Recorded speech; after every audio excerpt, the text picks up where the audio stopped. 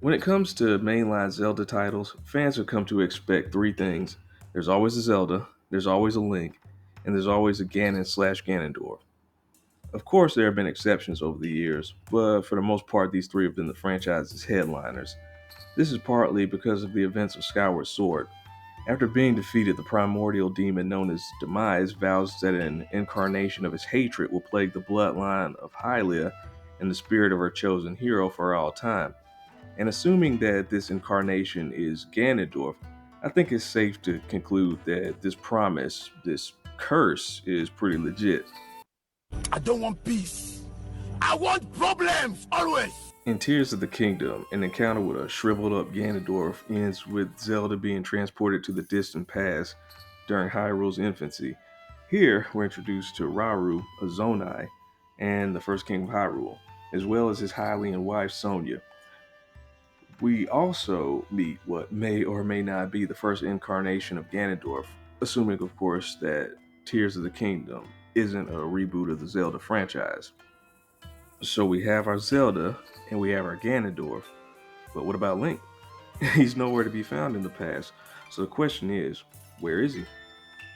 I don't know, but maybe we can figure it out together. Let's give it a shot.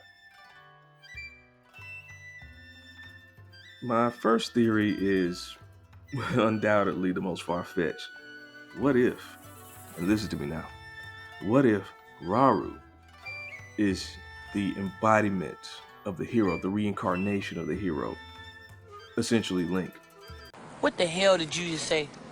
I doubt this is the case, but let's look at the evidence anyway.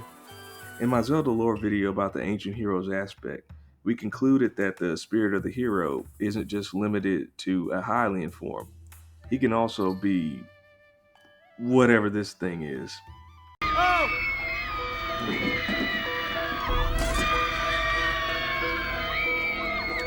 I mean, if this is the case, why can't a version of the hero be his own eye? There's also the fact that Rauru filled a role similar to Link's as the only character who could challenge Ganondorf physically. Sure, he wasn't much of a challenge. Ganondorf could beat him asleep any day of the week, but Rauru did give him hands during the climax of the imprisoning war. Or rather, hand. One glowing green hand. It may not have been as flashy as Wind Waker Link plunging the Master Sword into Ganondorf's dome, but it got the job done, so I gotta respect that. Put some respect on my name.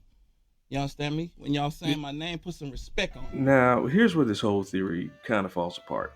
Firstly, it's implied that both Rauru and Sonia are Zelda's ancestors. Some versions of Zelda and Link could presumably be related spiritually in this specific respect, but to my knowledge, it's never stated outright, so it seems unlikely that this is the case in Tears of the Kingdom. Secondly, Rauru and his Zonai countrymen supposedly came from the heavens. Several commenters on my previous videos speculate that the heavens represent outer space. As far as we know, the spirit of the hero is bound to whatever planet Hyrule is located on, as well as its neighboring and/or corresponding timelines. I mean, someone's got to challenge the manifestation of Demise's hatred for all eternity, right? Who better to do it than a good-natured, homegrown Hylian and/or Dark Namekian abomination? It seems unlikely that the spirit of the hero would go on an intergalactic romp just to respawn on planet Xenu on the off chance that he might make his way to Hyrule someday.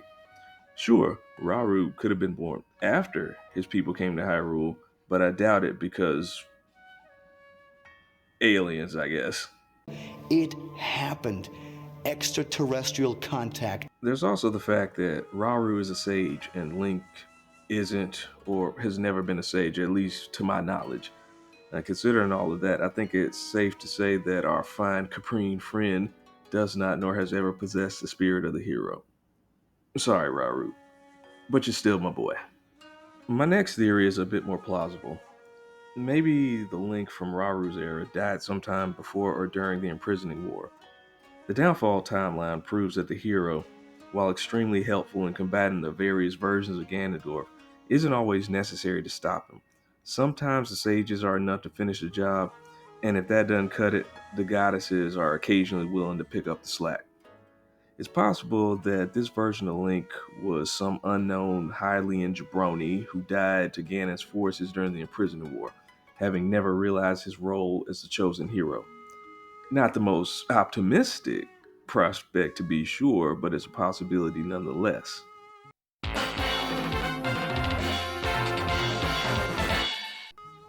There's also the chance that he lived a full life without finding out who he really was.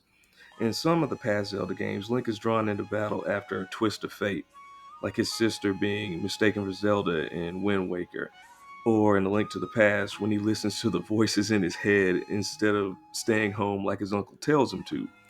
Maybe in Rauru's time, no such twist ever happened, leaving Link to spend his entire existence in relative obscurity.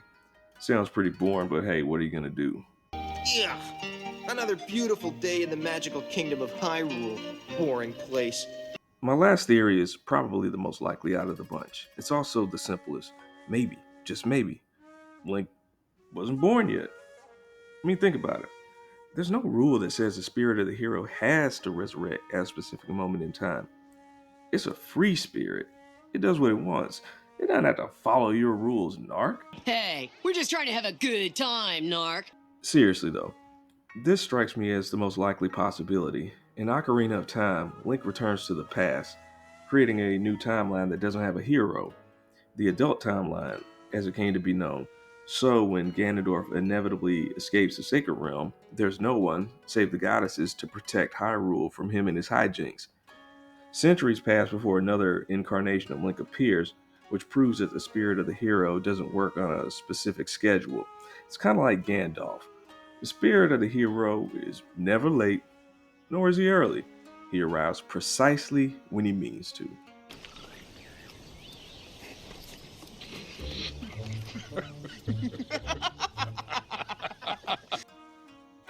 Well, friends, that's all I've got for you. If you like this video, I hope you'll consider liking and subscribing. Here's hoping we can make it to 500 subs by the end of the year. Thank you so much for watching, and if you have any theories of your own about where the heck Link was during the Imprisonment War, don't hesitate to drop them in the comments. Y'all always come up with some really good stuff. In this case, however, I think it's pretty obvious how our boy passed the time.